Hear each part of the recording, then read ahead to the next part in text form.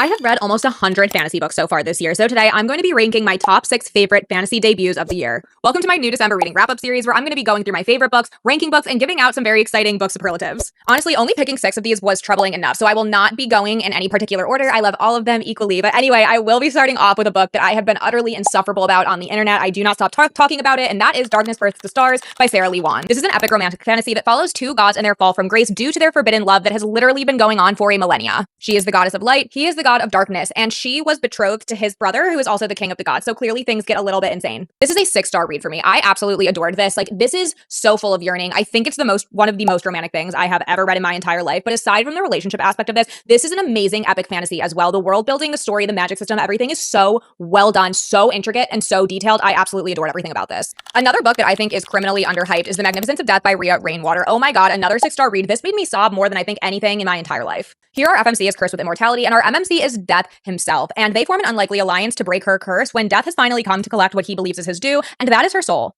This is a character-driven story that really encapsulates grief and loss in a way that I have never really read before, and it's also a story about what it really means to love someone and how sometimes when you love someone, that means giving up your own happiness so that they can live the life that you think they deserve. When Devils Sing by Zan Carr is another favorite of mine from this year, and this is a Southern Gothic horror that centers around the folklore of meeting one of 3 devils at a crossroads and making a deal with them. This story follows 4 unlikely allies as they come together to investigate the disappearance of one of their peers. However, the rot that they find brewing beneath the surface of their town is much more sinister and much more evil than they ever thought possible. This book is exceptional, and it honestly almost reads like you're listening to a true crime podcast. Like, I was on the edge of my seat the entire time.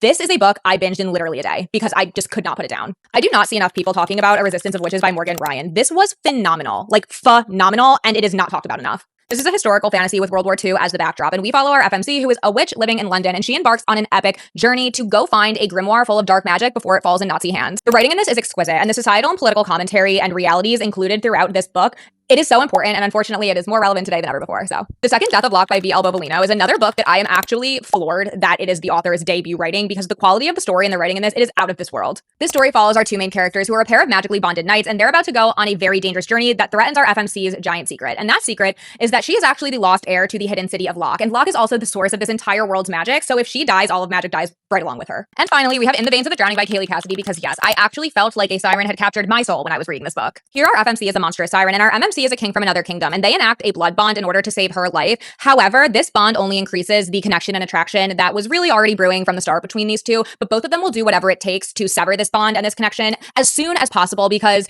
they have other duties that they need to attend to. This is a lush romantic story that is so full of forbidden love, yearning, and tension. Like, oh my gosh, this will captivate you from the very first page. What were your favorite fantasy debuts of the year? Let me know in the comments.